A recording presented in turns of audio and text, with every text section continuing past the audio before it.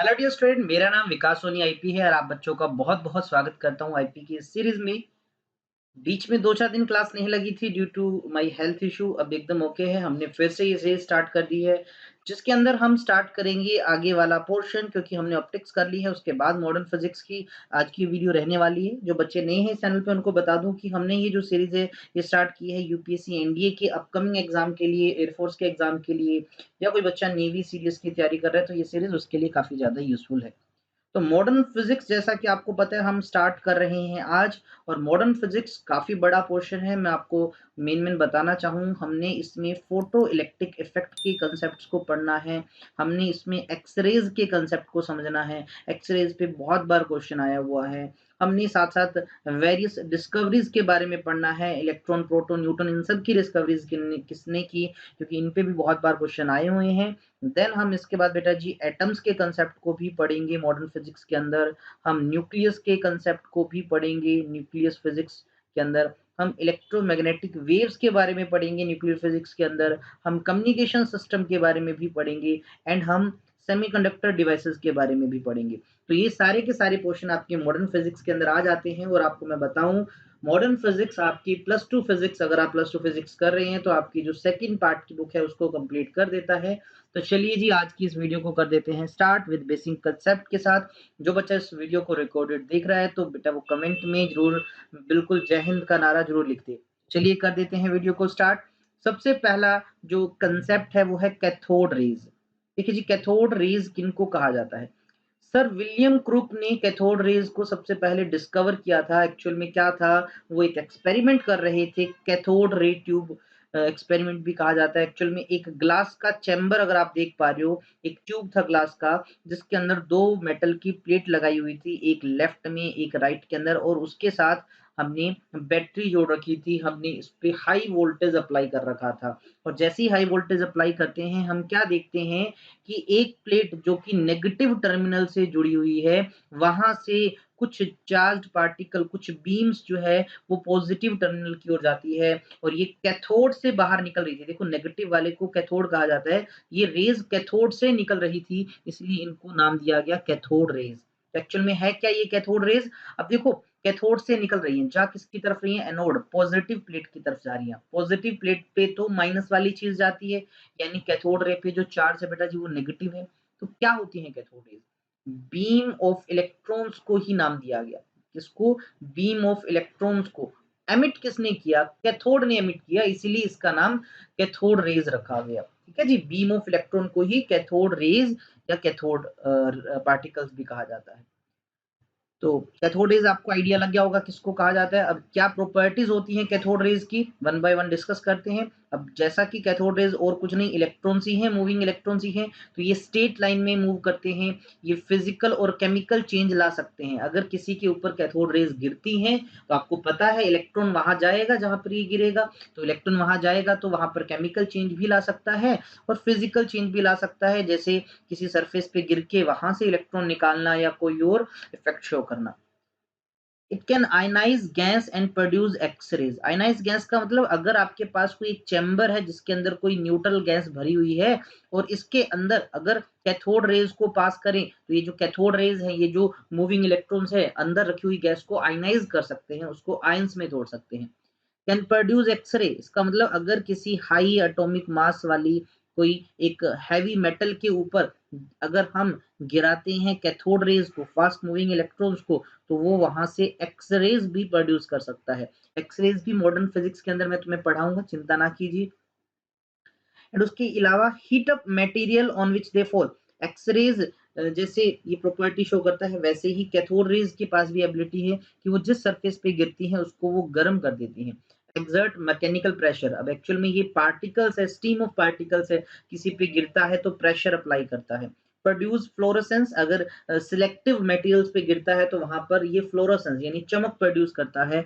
Deflected by electric and magnetic field. आपको अभी भी बताया कैथोड रे पे नेगेटिव चार्ज है, तो अगर आप क्या करो, दो प्लेट लगा दो, एक प्लस का एक माइनस का, और बीच में कैथोड रे को पास करो, तो आपको पता है कैथोड रे तो सर नेगेटिव है, तो वो ऑटोमेटिक पॉजिटिव प्लेट की तरफ डिफ्लेक्ट हो जाएगी, मुड़ जाएगी। इसी तरह से आपको पता होगा मैग्नेटिक फील्ड के अंदर भी चार्ज पार्टिकल पे फोर्स लगता है, वो अपनी पाथ को चेंज कर देते हैं। इस तरह से कैथोड रेज को इलेक्ट्रिक और मैग्नेटिक फील्ड दोनों डिफ्लेक्ट कर सकता है। इनके पास पेनिट्रेशन पावर भी होती है। पेनिट्रेशन पावर का मतलब होता है किसी मटेरियल के अंदर से पार निकलना, तो ये पेनिट्रेट करके किसी शीट में से, ग्लास में से निकल सकती है।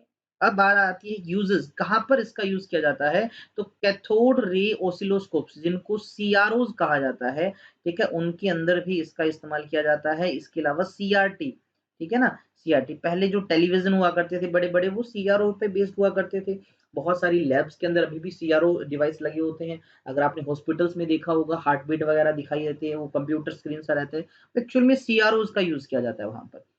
प्रोडक्शन ऑफ एक्सरेज, ये सबसे बड़ा यूज है इसका, काफी इंपॉर्टेंट यूज है। एक्सरे को बनाने में इलेक्ट्रॉन्स का बहुत रोल है, यानी आपकी कैथोड रेज का बहुत रोल है।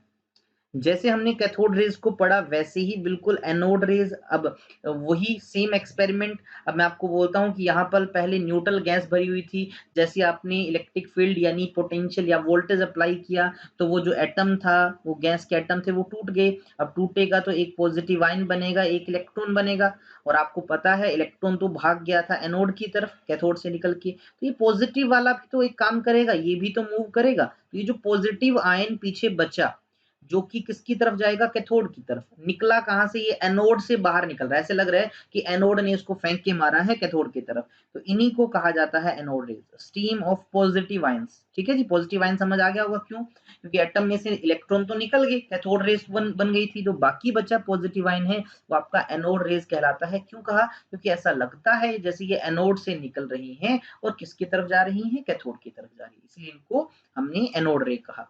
तो इसका जो मास है वो लगभग आपके एटम के मास के बराबर होता है, क्योंकि एटम में से इलेक्ट्रॉन ही तो बाहर निकला है और इलेक्ट्रॉन का मास तो बहुत कम है, तो जो मास एटम का है वही हम एनोड रेज का मानते हैं।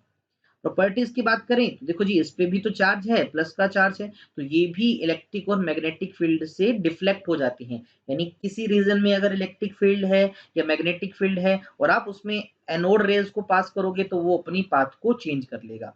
और अगर आपने फील्ड नहीं अप्लाई कर रखा, तो ये अपनी बेचारी सीधी चुपचाप चली जाती है, स्ट्रेट लाइन में मूव करती है। और अगर हम वेलोसिटी की बात करें, तो आपको पता है जैसा कि कैथोड रेज है वो तो इलेक्ट्रॉन्स है, बहुत हल्के होते हैं, और जो एनोड रेज है वो तो पूरा पॉजिटिव आयन है, इनका मास ज्यादा है, इसलिए कैथोड रे बहुत जल्दी स्पीड अप हो जाते हैं। यानी वेलोसिटी ऑफ कैथोड रेज ज्यादा होती है as compared to positive ion anode rays. Can affect photographic plate, ये फोटोग्राफिक प्लेट को अफेक्ट करते हैं। देखो फोटोग्राफिक प्लेट आप कुछ इस तरह से समझ सकते हो, पहले कैमराज में नेगेटिव यूज हुआ करते थे, रोल यूज हुआ करता था, आपको पता होगा फोटोग्राफिक प्लेट हुआ करती थी जिसमें सिल्वर ब्रोमाइड जैसी लेयर्स लगी होती थी, जैसे इस पे ये रेडिएशन गिरती है वो अपना कलर चेंज कर लेती है। तो इस तरह से फोटोग्राफिक प्लेट को ये अफेक्ट करती है।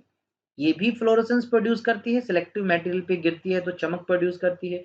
पेनिट्रेट कर सकती है ये भी, किसमें से, थिन एल्यूमिनियम फॉइल में से निकल सकती है। हालांकि मासिव है, बड़े साइज की है, तो पेनिट्रेशन पावर इतना नहीं है, लेकिन है, पेनिट्रेट कर सकता है। और अगर इनका आपस में कंपैरिजन किया जाए, देखो इस पे क्वेश्चन बनते हैं, और मैं आपको एक छोटी सी बात बता दूं बेटा जी, मॉडर्न फिजिक्स पढ़ने का आपको ये फायदा मिलेगा कि आपके फिजिक्स के अलावा केमिस्ट्री के भी काफी सारे क्वेश्चन तुम इस मॉडर्न फिजिक्स से आसानी से कर लोगे। तो अब कैथोड रेज अभी भी हमने पढ़ी, एक्चुअल में ये इलेक्ट्रॉन की बीम थी, और एनोड रे क्या थी, ये पॉजिटिव आयन की बीम थी। तो दोनों का कंपैरिजन की बात करें मोशन वाइज, तो दोनों ही स्ट्रेट लाइन मूव करते हैं, ये तो ठीक है।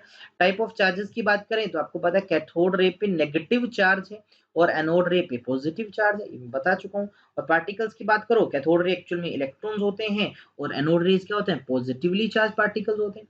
और quantity of charge and mass, इस पे कितना चार्ज या कितना मास होता है। अब देखो जी, कैथोड रे पे आपको पता है इलेक्ट्रॉन्स है, ठीक है ना, इलेक्ट्रॉन कितने होंगे वो डिसाइड करेगा चार्ज, मास भी नंबर ऑफ इलेक्ट्रॉन डिसाइड करेंगे, एंड जनरली फिक्स रहता है। चार्ज ऑन द पार्टिकल्स, इसी तरह से एनोड रे क्या है, वो एटम है, एटम कौन सा, जिसमें से इलेक्ट्रॉन निकले हुए पॉजिटिव आयन है, तो उस पर डिपेंड करेगा। कि उस एटम ने कितने इलेक्ट्रॉन लॉस किए हैं, पीछे एटम का कितना मास बचा हुआ है। ओरिजिन की बात करें तो ये कैथोड से निकलते हैं और इसकी बात करें तो ये एनोड से निकलते हैं, इसीलिए इनको एनोड रेज और इनको कैथोड रेज नाम दिया था हमने। एंड मोस्ट इम्पोर्टेंट पेज सब बच्चों के लिए मैं बताना चाहूंगा, ये काफी इंपॉर्टेंट पेज है। ये आगे आने वाले 2 से 3 पेज बहुत ज्यादा जरूरी है। मैं आपको बोल रहा हूँ बेटा जी, इसको अच्छे से पढ़ना ही पढ़ना है। सबसे पहले बारी आती है कैथोड रेज की डिस्कवरी किसने की। ठीक है, जे थॉमसन ने, लेकिन इनकी हेल्प करने वाले थे सर विलियम क्रूक। मैंने पहले भी बताया था 1897 के अंदर। ईयर याद रखें, आपकी मर्जी है, ईयर याद हो या ना हो, लेकिन नाम साइंटिस्ट का याद करना ही करना है। बहुत बार क्वेश्चन आते हैं, रिसेंटली एनडीए में एक मैचिंग वाला क्वेश्चन आया था, तो आपको बेटा जी पता होना चाहिए। Cathode ray J Thomson plus help करने वाले कौन से थे, सर विलियम क्रूक थे इसका। अच्छा, जे थॉमसन क्यों, क्योंकि इसी के बाद जे थॉमसन ने अपना एटॉमिक मॉडल दिया था और उस एटॉमिक मॉडल में इलेक्ट्रॉन के बारे में भी बताया गया था, आपको याद होगा। तो इलेक्ट्रॉन की डिस्कवरी का क्रेडिट भी जे थॉमसन को जाता है 1897 के अंदर। ये थोड़ा सा ज्यादा इंपॉर्टेंट है ऊपर वाले से। प्रोटॉन की डिस्कवरी, बहुत बच्चे कंफ्यूज होते हैं, रदरफोर्ड, तो मैं आपको बताना चाहूंगा प्रोटॉन की डिस्कवरी का क्रेडिट जो है बेटा जी वो ई गोल्डस्टीन को दिया जाता है 1886 के अंदर। मैं बताना चाहूंगा, जो आप रदरफोर्ड सोचते हैं तो रदरफोर्ड को न्यूक्लियस की डिस्कवरी का क्रेडिट दिया जाता है, उसने न्यूक्लियस को डिस्कवर किया था। तो न्यूक्लियस ये सेल वाला नहीं है, ये एटम वाला न्यूक्लियस है। तो ई रदरफोर्ड को 1911 के अंदर इसका क्रेडिट दिया गया न्यूक्लियस की डिस्कवरी का। तो बहुत इंपॉर्टेंट स्लाइड है ये वाली भी और आगे भी जो आएंगी।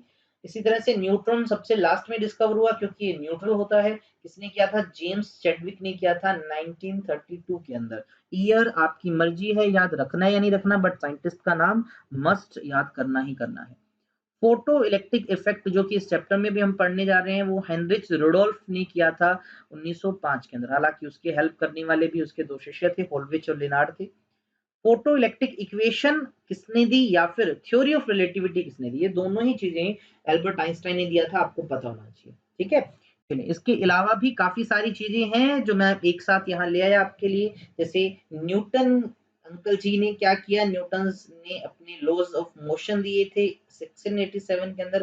हालांकि न्यूटन ने और भी बहुत कुछ बताया था, आपको मैं बता दूं, न्यूटन ने ही मोशन के लॉज के अलावा ग्रेविटेशनल लॉ दिया, न्यूटन का कूलिंग लॉ था, साउंड की स्पीड के बारे में भी दिया था, इवन मैथमेटिक्स का एक बहुत बड़ा ब्रांच कैलकुलस जो है वो न्यूटन ने ही स्टार्ट किया था। इस तरह से कुलम्स, आपने 12th में स्टार्टिंग में कुलम्स लॉ पढ़ा होगा बेटा जी, तो इसने इलेक्ट्रोस्टैटिक अट्रैक्शन, चार्जेस के बीच वाले फोर्स को कैलकुलेट करने का लॉ दिया था 1779। ईयर याद ना करें, मैं आपको बता रहा हूँ। एटम की डिस्कवरी जो है वो जॉन डाल्टन ने किया था। एटम सबसे छोटा है, इंडिविजुअल है, उसको और तोड़ा नहीं जा सकता था, तो एटम की डिस्कवरी का क्रेडिट जॉन डाल्टन को दिया जाता है।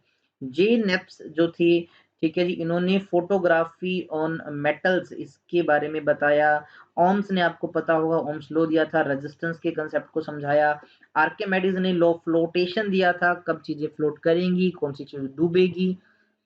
इसी के अलावा माइकल फेराडे ने इलेक्ट्रोमैग्नेटिक इंडक्शन का कंसेप्ट दिया, जिसके बेसिस पे जनरेटर बनते हैं, इलेक्ट्रिसिटी हम बना पाते हैं। ठीक है, डब्ल्यू फॉक्स टैबलेट ने फोटोग्राफी ऑन पेपर का आइडिया दिया। मेंडलीव ने पीरियोडिक टेबल दिया। मैक्स प्लैंक ने क्वांटम थ्योरी दी। मैक्स प्लैंक ने क्वांटम थ्योरी, इसको केवल प्लैंक क्वांटम थ्योरी भी कहा जाता है, मॉडर्न फिजिक्स की शुरुआत हुई थी इससे। ठीक है जी, रॉयंगटन ने एक्सरेज की डिस्कवरी की, ये काफी इंपॉर्टेंट है। मैक्स प्लैंक वाला भी इंपॉर्टेंट है। ठीक, ऊपर रहेगा हमारे अल्फ्रेड नोबल, जिसके बेसिस पे आपको पता होगा नोबेल प्राइज दिया जाता है, डायनामाइट की डिस्कवरी की थी। एक और इंपॉर्टेंट है, स्टार लगा रहा हूँ, हेनरी बैकवर्ल ने रेडियो एक्टिविटी की डिस्कवर की। बहुत सारे बच्चे कंफ्यूज होते हैं। मैरी क्यूरी, देखो जी, मैरी क्यूरी ने भी बहुत इंपॉर्टेंट अपना कंट्रीब्यूशन दिया रेडियो एक्टिविटी में, लेकिन सबसे पहले डिस्कवरी करने वाले हेनरी बैकवर्ल थे। तो जिन पे मैं स्टार लगा रहा हूँ ये तो मस्ट आपको बेटा जी पता होना ही होना चाहिए। देखिए, मेंडलीव ने मॉडर्न पीरियोडिक टेबल नहीं दिया, ये सिर्फ पीरियोडिक टेबल है। मॉडर्न पीरियोडिक टेबल की बात करें तो वो हेनरी मोसले ने दिया था। मैडम क्यूरी ने रेडियम की डिस्कवरी की थी। मार्कोनी ने वायरलेस टेलीग्राम भेजा था। देखो, हालांकि वायरलेस के पीछे बहुत सारे लोगों का कंट्रीब्यूशन भी था। मैक्सवेल ने भी बहुत इंपॉर्टेंट रोल प्ले किया था इलेक्ट्रोमैग्नेटिक वेव्स को बनाकर। इसके अलावा इंडियन साइंटिस्ट जगदीश चंद्र बोस ने भी वायरलेस कम्युनिकेशन में सबसे पहले अपनी भूमिका निभाई उन्होंने, सिग्नल्स को एक जगह से दूसरी जगह विदाउट वायर्स भेजा था, लेकिन वो ज़्यादा दूर तक नहीं भेज पाए थे। उसके बाद मार्कोनी ने काफ़ी सफिशिएंट डिस्टेंस तक उसको भेजा और सारा क्रेडिट मार्कोनी को जाता है, वायरलेस कम्युनिकेशन के फादर भी यही हैं। जेम्स फ्लेमिंग ने डायोड बल्ब के बारे में बताया था। एल्बर्ट आइंस्टाइन ने प्रिंसिपल ऑफ रिलेटिविटी और मैंने पीछे बताया था फोटोइलेक्ट्रिक इक्वेशन दी थी। नील्स बोहर ने एंड रदरफोर्ड ने दोनों ने ही एटॉमिक स्ट्रक्चर के बारे में बताया था, मॉडल्स दिए थे, आपको पता होगा। इंपॉर्टेंट है बेटा जी आगे वाला। सीवी रमन ने रमन इफेक्ट दिया, इंडियन साइंटिस्ट थे सीवी रमन, ठीक है जी। जेम्स चैडविक ने न्यूटन, ये मैं ऑलरेडी बता चुका हूँ। एनरिको फर्मी ने न्यूक्लियर रिएक्टर बनाया था। न्यूक्लियर रिएक्टर आपको बताना चाहूंगा आज के टाइम पे इलेक्ट्रिसिटी बनाने के लिए काफी इंपॉर्टेंट ये एक इंस्ट्रूमेंट रहता है, एक बहुत बड़ा डिवाइस रहता है। फैराडे आपको मैं बता चुका हूँ, इलेक्ट्रोमैग्नेटिक डिसोसिएशन के लॉज दिए थे, केमिस्ट्री के अंदर भी पढ़े जाते हैं ये वाली चीजें। तो इस तरह से ये काफी, हालांकि देखो फिजिक्स में कोई अंत नहीं है इन डिस्कवरीज का, लेकिन ये सबसे मेन है जो जनरली पूछी जाती है, मैंने आपको वो बता दी है। फ्री इलेक्ट्रॉन, फ्री इलेक्ट्रॉन के कंसेप्ट को समझने से पहले आप पहले समझे बाउंड इलेक्ट्रॉन्स होते क्या हैं। तो आपको बेटा जी पता हो, जैसे एटम का सबसे अंदर तो न्यूक्लियस होता है और न्यूक्लियस के बाहर होती हैं शेल्स, और उन शेल में तो इलेक्ट्रॉन लगातार चक्कर काट रहे होते हैं, इलेक्ट्रॉन घूम रहे होते हैं उस ऑर्बिट्स के अंदर, है ना जी। तो ये सारे के सारे इलेक्ट्रॉन जो ऑर्बिट के अंदर हैं, ये सारे के सारे इलेक्ट्रॉन बाउंड इलेक्ट्रॉन होते हैं। और इन बाउंड इलेक्ट्रॉन में जो सबसे बाहर वाले शेल के इलेक्ट्रॉन होते हैं ना, सबसे बाहर वाले शेल के, वो थोड़े से लूजली बाउंड होते हैं, क्योंकि वो न्यूक्लियस से दूर होते हैं। तो ये लूजली बाउंड इलेक्ट्रॉन होते हैं। और अगर इन लूजली बाउंड इलेक्ट्रॉन्स को थोड़ा बहुत एनर्जी मिल जाती है, तो ये अपने उस शेल को, ऑर्बिट को छोड़कर बाहर निकल जाते हैं। तो ऐसे इलेक्ट्रॉन्स को हम फ्री इलेक्ट्रॉन्स बोल देते हैं। जब तक वो अपने ऑर्बिट में है, वो बाउंड इलेक्ट्रॉन या वैलेंस इलेक्ट्रॉन कहलाएंगे, क्योंकि आउटर मोस्ट शेल वाले तो वैलेंसी पूरी कर रहे हैं। जैसे ही एनर्जी मिलेगी तो वो अपने ऑर्बिट को छोड़कर बाहर भाग जाएंगे, तो वो बन जाएंगे क्या, फ्री इलेक्ट्रॉन्स। अब ये जो फ्री इलेक्ट्रॉन है ये मूव कर सकते हैं फ्रीली, लेकिन कहाँ मूव कर सकते हैं, मेटल के अंदर ही मूव करेंगे। ये नहीं कि मेटल के सरफेस को भी छोड़कर निकल जाएंगे, लेकिन मेटल के अंदर घूमते रहेंगे।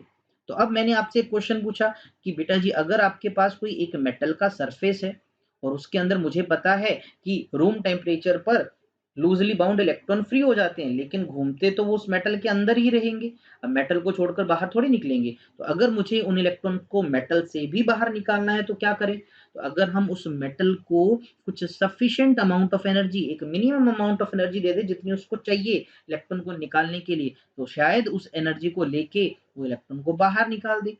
तो ये जो मिनिमम एनर्जी हमें किसी मेटल सरफेस को देनी पड़ेगी ताकि वो अपने इलेक्ट्रॉन को बाहर निकाल दे, इसी मिनिमम एनर्जी को बेटा जी कहा जाता है वर्क फंक्शन, जो कि है हमारा सेकंड टॉपिक, वर्क फंक्शन। तो मिनिमम एनर्जी जो चाहिए इलेक्ट्रॉन को बाहर निकालने के लिए, कहाँ से, ऑर्बिट से नहीं, ऑर्बिट से नहीं, उसको मेटल के सरफेस से ही बाहर निकालना है। जनरली एनर्जी आपको पता होगा जूल में भी मेजर होती है, किलोवाट आवर भी एनर्जी का एक यूनिट है। उसी तरह से एटॉमिक लेवल की अगर हम बात करें, हम न्यूक्लियस के लेवल पे चले जाएं, तो एनर्जी का जो मोस्ट कॉमन यूनिट है वो है इलेक्ट्रॉन वोल्ट। ये बहुत यूज होता है और आपको भी बहुत सुनाई देगा ये। तो इलेक्ट्रॉन वोल्ट भी एनर्जी का ही यूनिट होता है, एंड 1 इलेक्ट्रॉन वोल्ट एक्चुअली होता है 1.6 मल्टीप्लाई बाय 10⁻⁻19 जूल, इतनी वैल्यू होती है बेटा जी, याद रखना। क्या हर मेटल में से इलेक्ट्रॉन निकालना एक जैसा काम है, सभी को एक जितनी एनर्जी चाहिए, नहीं, ऐसा बिल्कुल भी नहीं है। अगर हम बात करें सीजियम की, सीजियम मेटल को सबसे कम एनर्जी चाहिए, कितनी, 2.14 इलेक्ट्रॉन वोल्ट, और इतनी एनर्जी मिलते ही ये आराम से बाहर निकल जाता है। और वहीं अगर हम बात करें प्लेटिनम की, तो उसके लिए वर्क फंक्शन हाईएस्ट होता है, कितना, 5.65 इलेक्ट्रॉन वोल्ट। और अगर हमें किसी भी मेटल को वर्क फंक्शन को डिक्रीज करना चाहते हैं, तो जनरली मेटल्स के ऊपर एक लेयर लगा दी जाती है बैरियम ऑक्साइड की, क्योंकि बैरियम ऑक्साइड की लेयर लगाने से वर्क फंक्शन डिक्रीज हो जाता है। नाउ हम अभी अभी तो यही बात कर रहे हैं कि किसी मेटल में से इलेक्ट्रॉन को बाहर निकालना है, एनर्जी तो देनी पड़ेगी उसको निकालने के लिए। तो मेटल में से इलेक्ट्रॉन को बाहर निकालना, इस प्रोसेस को इलेक्ट्रॉन एमिशन कहा जाता है। देखो इलेक्ट्रॉन का एमिशन, एमिशन मतलब एमिट करना, बाहर निकलना। अब इलेक्ट्रॉन एमिशन होता कैसे है, वो तो डिपेंड करेगा सर हम एनर्जी किस किस फॉर्म में दे रहे हैं। अगर आपने एनर्जी दी हीट की फॉर्म में, तो इसको कहा जाता है थर्मो आयनिक एमिशन।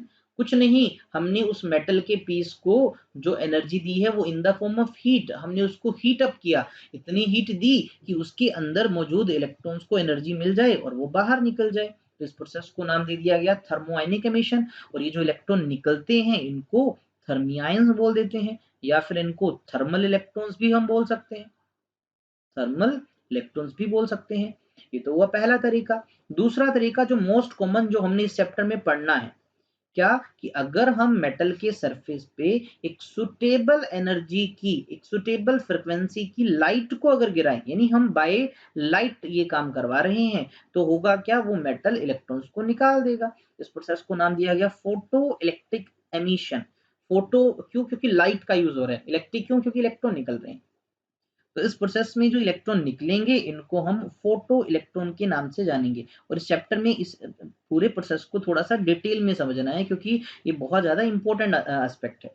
एंड तीसरा आपका है फील्ड एमिशन। अब नाम में ही फील्ड आ गया, यानी आपने इलेक्ट्रिक फील्ड का यूज किया और उसकी हेल्प से इलेक्ट्रॉन्स बाहर निकाल दिए। अगर आप किसी मेटल के पीस पर स्ट्रॉन्ग इलेक्ट्रिक फील्ड अप्लाई कर दो इस तरह से, तो क्या होगा, उसके अंदर के जो इलेक्ट्रॉन्स है वो बाहर निकल जाएंगे। इस प्रोसेस को फील्ड एमिशन कहा, और जो इलेक्ट्रॉन निकलेंगे उनको नाम दे देंगे field electrons, field electrons. And the last one is secondary emission. अब सेकेंडरी एमिशन नाम क्यों आया, अगर मेटल के सरफेस पे मैंने गिराया किनको, इलेक्ट्रॉन्स को, हाई एनर्जेटिक इलेक्ट्रॉन को गिराया, तो वो जो एनर्जेटिक इलेक्ट्रॉन जब मेटल पे गिरेंगे वो और इलेक्ट्रॉन्स को निकाल देंगे, यानी इलेक्ट्रॉन की हेल्प से इलेक्ट्रॉन को निकाल दिया। इसको बेटा जी सेकेंडरी एमिशन कहा जाता है। सेकेंडरी नाम क्यों आया, क्योंकि प्राइमरी इलेक्ट्रॉन तो वो हैं जो आए इसके ऊपर, और जो निकल रहे हैं वो कौन से हैं, वो सेकेंडरी इलेक्ट्रॉन हुए, इसलिए इसका नाम ही सेकेंडरी एमिशन रख दिया हमने।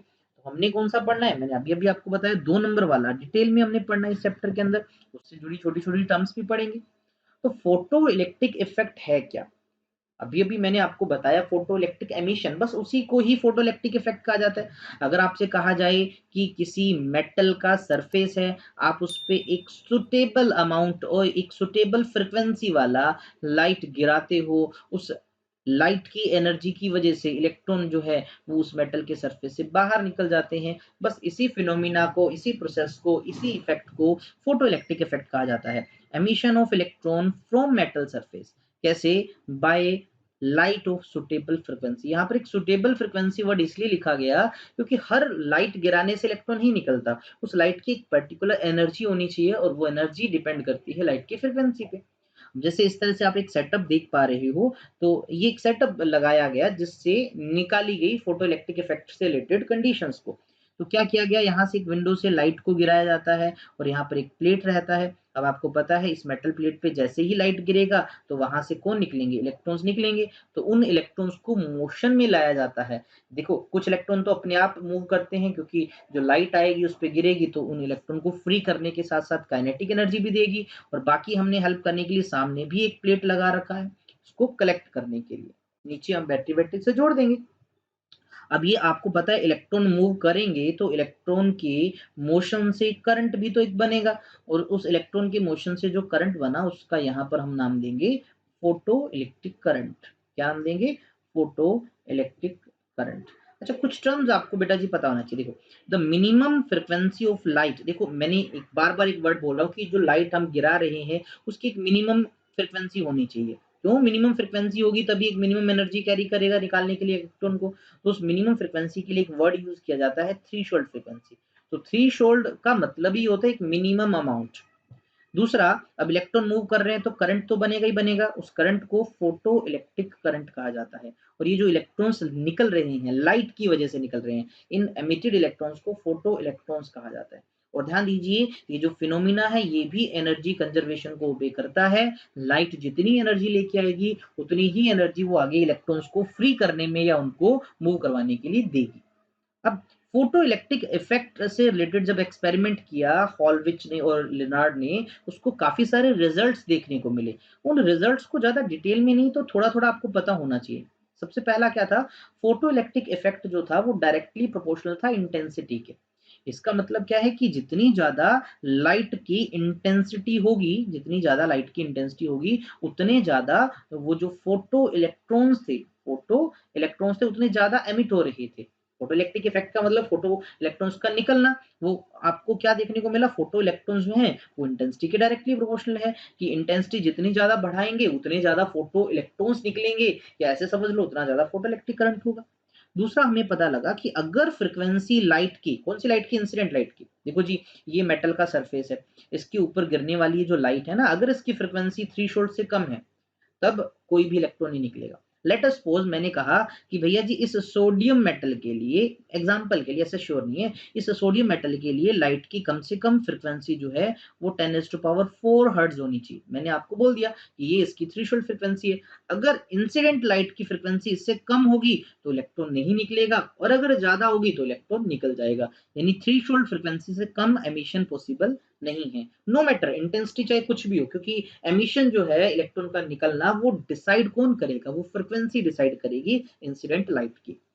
तीसरा क्या था, मिनिमम, देखो लिमिट को क्रॉस कर दे, अगर मिनिमम को क्रॉस कर दे मतलब हमारी जो लाइट है उसकी फ्रीक्वेंसी थ्रेशोल्ड से ज्यादा है, बिल्कुल ठीक है, एमिशन होगा, तो एमिशन होगा अच्छी बात है, तो जो निकलने वाले इलेक्ट्रॉन्स होंगे उसकी जो काइनेटिक एनर्जी होगी, काइनेटिक एनर्जी होगी वो डायरेक्टली प्रोपोर्शनल होगी फ्रीक्वेंसी के। जितना ज्यादा फ्रीक्वेंसी देके तुम लाइट को गिराओगे उतनी ज्यादा काइनेटिक एनर्जी लेके इलेक्ट्रॉन निकलेगा, ये तो श्योर सी बात है कि ज्यादा एनर्जी आ रही है लाइट के पास उतनी ही ज्यादा वो इलेक्ट्रॉन को देगा, तो इलेक्ट्रॉन की काइनेटिक एनर्जी भी ज्यादा होगी। द लास्ट वन, कि जो इलेक्ट्रॉन्स हैं वो बाहर निकलते हैं इमीडिएटली, कोई टाइम लैग नहीं है। ऐसा नहीं होगा कि मेटल के सरफेस पे लाइट गिरी और 5-10 मिनट पहले सोच रहा है कि किस इलेक्ट्रॉन को बाहर निकालो किसको नहीं, ऐसा बिल्कुल नहीं है। जैसी लाइट गिरेगी उसी टाइम ही इलेक्ट्रॉन निकल जाता है, इसमें कोई टाइम लैग नहीं है, यानी इसके लगने वाला टाइम पीरियड आप ये मान सकते हो 10⁻⁻8 सेकंड के आसपास होता है, बहुत ही कम होता है। तो ये सारा फिनोमिना डिस्कस जब हो रहा था, फोटो इलेक्ट्रिक इफेक्ट चल रहा था, तो बहुत इंपॉर्टेंट कंक्लूजन ये निकल के आया, यार लाइट तो यहाँ पर बड़ा ही अजीब सा बिहेवियर शो कर रही है कि मेटल पे लाइट को गिराते हैं और इलेक्ट्रॉन निकलता है। इलेक्ट्रॉन तो एक पार्टिकल है और लाइट तो हम इसको वेव मान के चलते थे, वेव के गिरने से पार्टिकल निकल रहा है, तो यानी यहाँ पर जो लाइट है ना, जो वेव है वो पार्टिकल को तो निकाल पा रही है। अब पार्टिकल को निकालने के लिए लाइट ने यहाँ कौन सा नेचर शो किया, तो लाइट भी यहाँ पर एक पार्टिकल की तरह बिहेव की, तभी तो पार्टिकल को निकाल पा रही है। ये सारे के सारे आइडियाज मैक्स प्लांक के दिमाग में घूम रहे थे, तो मैक्स प्लांक तभी हाजिर हुए अपनी एक थ्योरी लेके, जो थी मैक्स प्लांक थ्योरी या प्लांक क्वांटम थ्योरी के नाम से जाना जाता है। बहुत ही इंपॉर्टेंट थ्योरी है। इस थ्योरी में ये कहा गया, भाई साहब सुन लो जरा ध्यान से, ये जो लाइट होती है ना, जो लाइट होती है ये मेड अप ऑफ, ये किससे बनी है, स्मॉल पैकेट्स ऑफ एनर्जी से बनी है। यानी एनर्जी कॉन्टिन्यूस नहीं है, वो छोटे छोटे पैकेट्स की फॉर्म में है, और हर एक छोटे पैकेट को क्वांटा ऑफ लाइट या फिर फोटोन के नाम से जाना जाता है। लाइट का हर एक छोटा पैकेट किस नाम से जाना जाएगा, फोटोन के नाम से, या फिर क्वांटा ऑफ लाइट के नाम से जाना जाएगा। और इस फोटोन की या क्वांटा की क्या क्या प्रॉपर्टीज हैं, ये सारी बातें बताई प्लैंक क्वांटम थ्योरी में। पहली बात बताई गई कि व्हाइल इंटरेक्टिंग विद मैटर, ध्यान से सुनना, जब लाइट किसी मटेरियल पे गिर रही हो, किसी मैटर के साथ इंटरेक्ट कर रही हो, जैसे किसी मेटल पे गिर रही हो, तभी लाइट के जो पार्टिकल्स है वो फोटोन की तरह बिहेव कर रहे हैं, तभी फोटोन वाला नेचर शो होगा।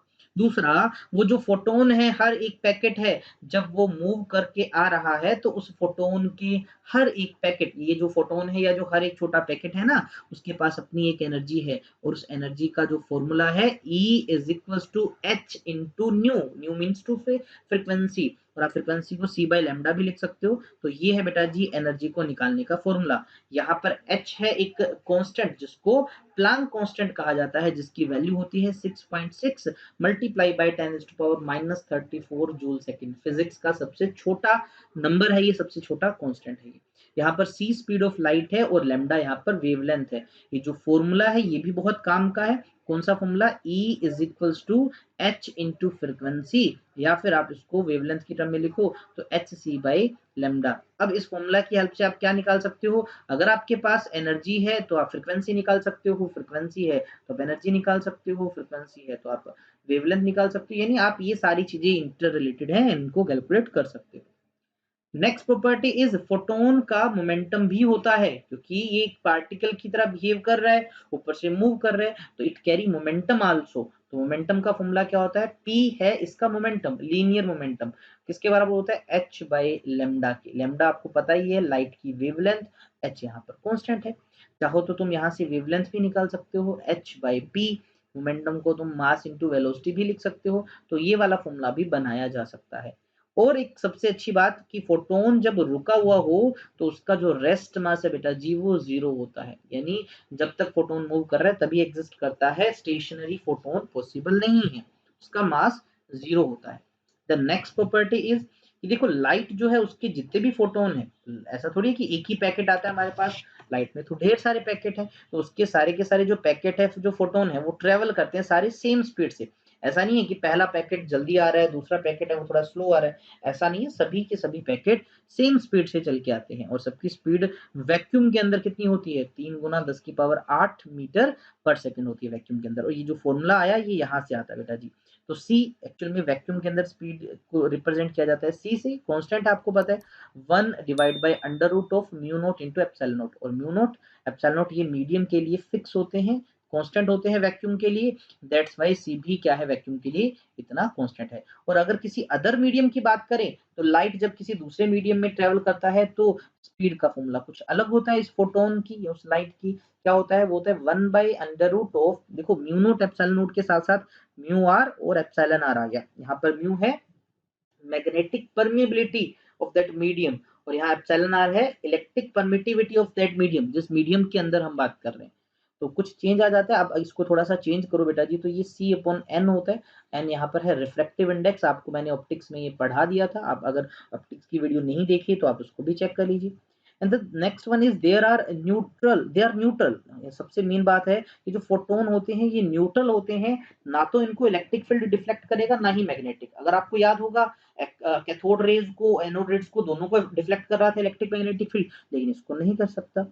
इनका कोलिजन इलास्टिक होता है। बहुत प्यारी सी बात है कि जब किसी मेटल पे या किसी पार्टिकल पे जब फोटोन गिरता है तो आपको पता है फोटोन गिरने से इलेक्ट्रॉन निकला, तो यानी फोटोन ने इलेक्ट्रॉन के साथ कोलिजन किया होगा, तो उसका जो कोलिजन है वो इलास्टिक है। और इलास्टिक कोलिजन में आपको पता होगा जो टोटल एनर्जी कंजर्व रहती ही रहती है, जो इसका लीनियर मोमेंटम है बेटा जी वो भी कंजर्व रहता है, साथ ही साथ काइनेटिक एनर्जी भी क्या रहती है, कंजर्व रहती है। ये कुछ प्रॉपर्टीज होती हैं इलास्टिक कोलिजन की। एंड जब आ गई प्लैंक क्वांटम थ्योरी, तब इतने में हमारे अल्बर्ट आइंस्टाइन ने भी अपनी एक थ्योरी दे डाली जिसका नाम है आइंस्टाइन्स फोटो इलेक्ट्रिक इक्वेशन। इन्होंने इस इक्वेशन में भी कुछ नया नहीं वही सब पुराना बताया कि देखो जी आपके पास ये एक मेटल का सरफेस है। मैंने बोला जी बिल्कुल एक मेटल का सरफेस है, इसमें से इलेक्ट्रॉन को बाहर निकालने के लिए मिनिमम एनर्जी चाहिए सर, बिल्कुल चाहिए। किससे रिप्रेजेंट करते हो सर, 5 नोट से रिप्रेजेंट करते हैं। अब मैंने कहा इसके ऊपर अगर एक फोटोन को गिराएं तो आपको पता है फोटोन तो कुछ एनर्जी लेके आएगा, तो मुझे बताओ अगर इसके ऊपर एक फोटोन गिरता है तो उस फोटोन की एनर्जी कहाँ कहाँ इस्तेमाल होती है, तो उस फोटोन की कुछ एनर्जी का हिस्सा तो इलेक्ट्रॉन को फ्री करने में यानी वर्क फंक्शन जितनी एनर्जी देने में चला जाएगा, और बाकी बची हुई एनर्जी से इलेक्ट्रॉन मूव कर जाएगा, उसको काइनेटिक एनर्जी मिल जाएगी। यानी टोटल एनर्जी ऑफ फोटोन दो कामों में यूज होगी, पहला है वर्क फंक्शन में और दूसरा है काइनेटिक एनर्जी प्रोवाइड करने में। बस इसी को आइंस्टाइन का फोटो इलेक्ट्रिक इक्वेशन कहा जाता है। तो यहाँ से काइनेटिक एनर्जी का फॉर्मूला क्या बन गया, जितनी एनर्जी के साथ फोटोन आया था माइनस का वर्क फंक्शन। मान लीजिए 10 इलेक्ट्रॉन वोल्ट एनर्जी लेके आया, 2 इलेक्ट्रॉन वोल्ट फ्री करने के लिए चाहिए थी, तो बाकी कहाँ गई, बाकी काइनेटिक बन गई, तो 8 इलेक्ट्रॉन वोल्ट से वो मूव कर जाएगा। यही तो सिंपल सा रूल है, यहाँ पर भी एनर्जी कंजर्वेशन को ओबे कर रहा है, तो काइनेटिक निकालना तो बहुत आसान हुआ। आने वाली एनर्जी में से वर्क फंक्शन तो माइनस कर दो, वर्क फंक्शन को h इंटू न्यू नोट लिखा जा सकता है in term of threshold frequency, तो आपके पास ये फॉर्मूला बन जाता है बेटा जी काइनेटिक एनर्जी को निकालने का। अच्छा अगर ये जो इलेक्ट्रॉन निकला अगर हम इसको कहीं से रोक दे, इस पे नेगेटिव पोटेंशियल लगा के, मतलब सामने हमने एक नेगेटिव प्लेट लगा दी, तो माइनस की प्लेट तो इस इलेक्ट्रॉन को निकलने से रोकेगी, तो कितना हमें पोटेंशियल लगाना पड़ेगा इस इलेक्ट्रॉन को रोकने के लिए, उसको बेटा जी स्टॉपिंग पोटेंशियल कहा जाता है। कुछ नहीं, अब इलेक्ट्रॉन को मूव करने से रोकना है तो कम से कम रोकने वाली एनर्जी काइनेटिक के बराबर होनी चाहिए, तो काइनेटिक एनर्जी को इक्वेट कर दिया ईवी नोट के साथ, तो बेटा जी ये है रोकने वाली energy, charge into potential energy तो होता है। ई यहाँ पर इलेक्ट्रॉन का चार्ज है क्योंकि रोकना तो इलेक्ट्रॉन को है, और वी है वो रोकने वाला पोटेंशियल जिसको हमने अभी भी नाम दिया स्टॉपिंग पोटेंशियल। तो यही सेम आइंस्टाइन की इक्वेशन जो है in term of stopping potential लिखी जाए तो बेटा जी बन जाता है ई वी नोट। यहाँ पर ई है इलेक्ट्रॉन का चार्ज जिसको रोकना है, वी नोट है वो रोकने वाला पोटेंशियल, एच तो हमें पता है प्लैंक कांस्टेंट है, न्यू यहाँ पर फ्रीक्वेंसी है लाइट जिस फ्रीक्वेंसी से आई है यहाँ पर h फिर से कांस्टेंट है और न्यू नॉट यहाँ पर थ्रेशोल्ड फ्रीक्वेंसी है जो कि फिक्स होती है हर एक पर्टिकुलर मेटल के लिए, सरफेस के लिए। बेटा जी इसको हम वर्क फंक्शन भी लिख सकते हैं। तो ये फॉर्मूला इस तरह से बदल जाता है। एंड इसके बाद देखो, इससे पहले तक के कंसेप्ट में मैं तुम्हें थोड़ा सा बताना चाहूंगा, इससे पहले तक के कंसेप्ट ने काफी सारी चीजें क्लियर की। यहाँ पर लाइट के बारे में बहुत प्यारी सी बातें पता लगी कि देखो लाइट के अगर हम नेचर की बात करें तो अब से पहले तक तो हम लाइट को वेव मान के चल रहे थे, लेकिन प्लैंक के अकॉर्डिंग लाइट जो है वो एक पार्टिकल की तरह भी बिहेव कर रहा है। लाइट एक पार्टिकल की तरह भी बिहेव कर रहा है, यानी लाइट के कितने नेचर हो गए सर? लाइट के तो डुअल नेचर हो गए, दो नेचर हो गए। अब ये बात डी ब्रोगली को हजम नहीं हुआ, उसने बोला यार नेचर जो है ना हमारा, उसमें हर जगह सिमेट्री है। हर जगह अगर आप नेचर में देखो तो दो ही चीजें हैं, या तो वेव्स हैं या पार्टिकल्स हैं। अगर उनमें इस वेव ने यानी लाइट के अगर दो दो नेचर हैं तो पार्टिकल के भी दो नेचर होने चाहिए। पार्टिकल के भी दो नेचर होने चाहिए। अब पार्टिकल खुद में पार्टिकल जैसा बिहेव तो करता ही करता है, तो क्या पार्टिकल के साथ एक वेव का होना जरूरी है? क्या पार्टिकल का वेव नेचर होना जरूरी है? तो उसने कहा यस, जैसे लाइट के दो नेचर हैं वैसे पार्टिकल के भी दो नेचर होते हैं, पार्टिकल का भी ड्यूअलिस्टिक नेचर है। ये बात किसने बताई थी? ये डी ब्रोगली ने बताई, और अभी हमने इसी को ही पढ़ना है। अगर आप जरा ध्यान दें तो de Broglie hypothesis, de Broglie wave, ये कंसेप्ट क्या है? इसको बेटा जी मैटर वेव भी कहा जाता है। तो 1942 में एल डी ब्रोगली ने एक बात बोली, उसने बोला देखो, हर वो पार्टिकल जो मूव कर रहा हो, ध्यान से सुनना, हर वो पार्टिकल जो मूव कर रहा हो उसके साथ एक वेव जुड़ी हुई होती है। Wave associated with each moving particle, बस पार्टिकल का मूव होना जरूरी है। चाहे आप मूव कर रहे हो, चाहे मैं मूव कर रहा हूँ, चाहे एक कार मूव कर रही है, चाहे इलेक्ट्रॉन, चाहे प्रोटॉन, कोई भी चीज अगर मूव करती है तो उसके साथ हमेशा एक वेव होती है, और उस वेव को नाम दिया जाता है डी ब्रोगली वेव। और ये मैटर के साथ है इसलिए इसका नाम मैटर वेव भी है। डी ब्रोगली ने नाम, डी ब्रोगली साइंटिस्ट ने बताया इसलिए उसके नाम पे भी रख दिया, और मैटर के साथ है इसलिए मैटर वेव भी बोल सकते हो।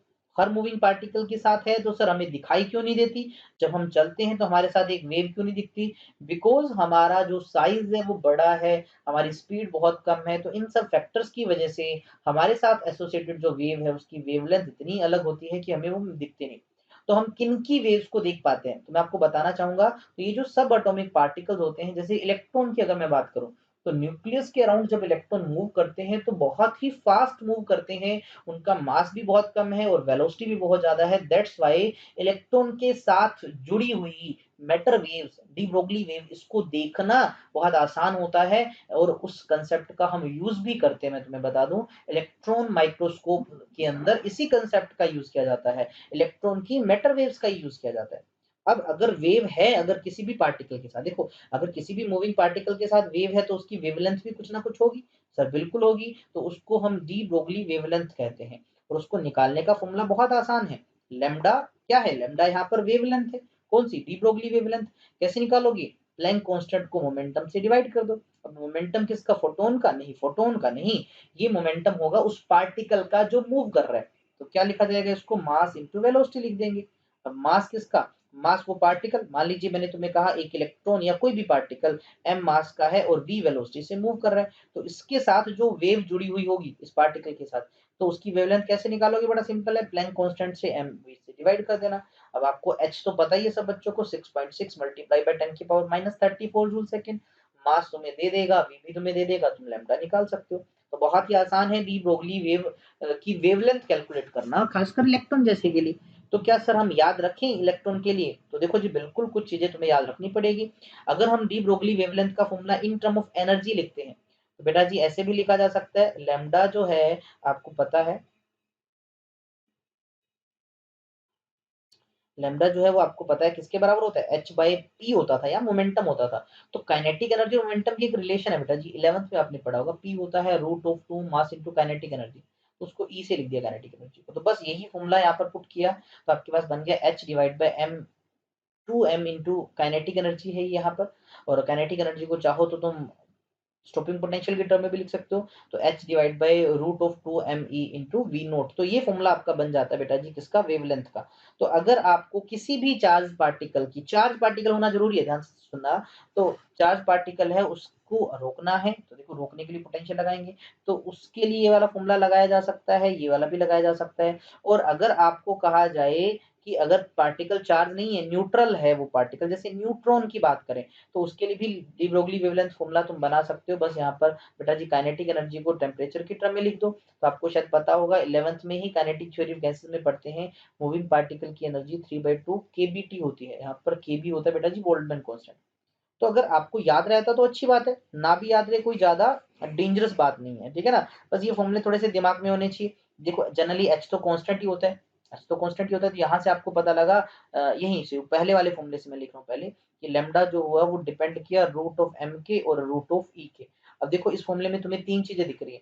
अब मैं आपको जैसे क्वेश्चन में बोल दूं कि आपके पास एक इलेक्ट्रॉन है और एक प्रोटॉन है, ठीक है बेटा जी। मैंने कहा दोनों की जो एनर्जी है वो सेम है, दोनों सेम एनर्जी से मूव कर रहे हैं, दोनों की एनर्जी क्या है, सेम है। किसकी डी ब्रोगली वेवलेंथ ज्यादा होगी, किसकी कम होगी। तो इस तरह के क्वेश्चन कैसे करें। अब देखो ये चीज तो कांस्टेंट कर दी गई, तो आपको पता लगा लैम्डा तो मास के इनवर्सली है, यानी कम मास वाला ज्यादा वेवलेंथ रखेगा और ज्यादा वाला कम। तो इलेक्ट्रॉन का मास कम होता है तो इलेक्ट्रॉन के लिए वेवलेंथ ज्यादा हो जाएगी बेटा जी, और प्रोटॉन का मास ज्यादा है तो प्रोटॉन के लिए वेवलेंथ कम हो जाएगी। तो इस तरह का क्वेश्चन तुम बना सकते हो पहले फॉर्मूले से। इसी तरह से तुम दूसरे फॉर्मूले से भी बना सकते हो। यहाँ पर एक की जगह सॉरी नीचे तीन तीन चीजें आ जाएंगी, मास चार्ज और पोटेंशियल की टर्म में। और ये वाला जो फॉर्मूला है बेटा जी टेम्परेचर की टर्म में, टी यहाँ पर टेम्परेचर, तो आप उसको भी बना सकते हो।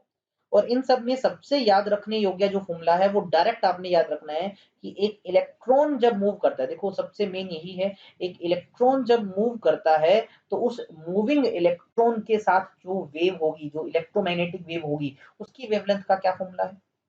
तो देखो इलेक्ट्रॉन को पहली बार मूव कैसे करवाया, तो हमने इलेक्ट्रॉन को धक्का मारा नहीं, हमने इलेक्ट्रॉन को धक्का नहीं मारा, लेकिन हमने क्या किया, इलेक्ट्रॉन के आजू बाजू पोटेंशियल अप्लाई कर दिया। एक प्लस का प्लेट लगा दिया, एक माइनस का प्लेट लगा दिया, हमने कुछ वी पोटेंशियल अप्लाई कर दिया।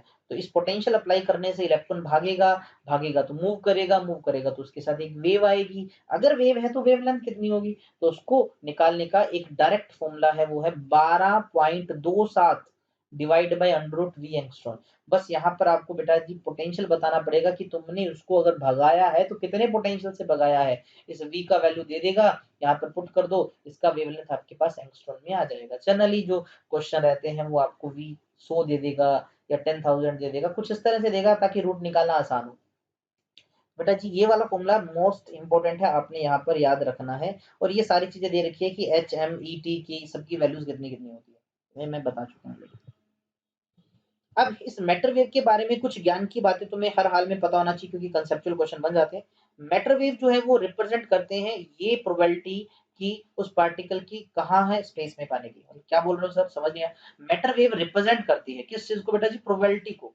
किस चीज की प्रोबेबिलिटी, एक पार्टिकल के स्पेस में पाए जाने की। कोई पार्टिकल स्पेस में कहाँ पर है उसकी पाए जाने की प्रोबेबिलिटी हमें मैटर वेव से पता लगती है। Matter wave are not electromagnetic wave in nature, ये ईएम वेव नहीं है बेटा जी। ईएम वेव 7 अलग अलग होते हैं, तुम्हें पता होगा, radio wave, microwave, x-ray, gamma ray, ultraviolet, visible, और वो सब ने हमने अलग पढ़ी है। तो ये एक्सरेज गामा रेज इनके अंदर नहीं आती, ये इलेक्ट्रोमैग्नेटिक वेव है ही नहीं। इन ये ध्यान रखना, ये थोड़ी सी अलग तरह की वेव है। डी ब्रोगली वेव या जिनको मैटर वेव्स हमने कहा, ये डिपेंड नहीं करती चार्ज पे, बॉडी जो मूव कर रही है उस पे चार्ज है या नहीं है, इसको कोई मतलब नहीं है, ठीक है। इट मीन मैटर वेव जो है ना, या जो डी ब्रोगली वेव है, ये हर मूविंग पार्टिकल के साथ है, चाहे वो चार्ज है चाहे वो अनचार्ज है। Fourth one, practical observation of matter wave possible सिर्फ और सिर्फ तब होती है जब डी ब्रोगली वेवलेंथ जो होती है ना वो पार्टिकल के साइज की हो, मतलब जिस साइज का पार्टिकल मूव कर रहा है अगर वेवलेंथ उसके साइज के बराबर है तब उसके दिखने के चांस है, जनरली दिखती नहीं है।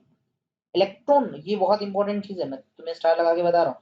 इलेक्ट्रॉन माइक्रोस्कोप जो है ना वो इसी पे काम करते हैं, क्योंकि इलेक्ट्रॉन माइक्रोस्कोप में भी डी ब्रोगली वेव्स का ही यूज किया जाता है छोटी चीजों को देखने के लिए। अब ये डी ब्रोगली वेव्स होती किसकी है, ये इलेक्ट्रॉन्स की होती है। Next point, the phase velocity of the matter wave can be greater than the speed of light. देखो कहते हैं कि ये जो मैटर वेव है ना, इसमें जो फेज वेलोसिटी है, फेज वेलोसिटी मतलब एक पार्टिकल और दूसरे पार्टिकल का जो फेज लगातार चेंज होता है, ये शायद स्पीड ऑफ लाइट से भी ज्यादा हो सकता है।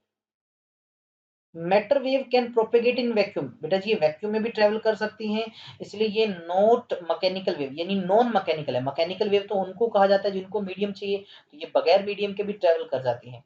और number of de Broglie wave associated with nth orbital electron is n। अगर मान लीजिए पहले ऑर्बिट में अगर इलेक्ट्रॉन मूव कर रहा है तो उसके साथ जुड़ी हुई एक ही डी ब्रोगली वेव होगी, दूसरे ऑर्बिट वाले के साथ 2 होंगी, तीसरे वाले के साथ 3 होंगी। जिस nth ऑर्बिट में वो मूव करता है तो उतनी ही उसके साथ वेव जुड़ी होगी।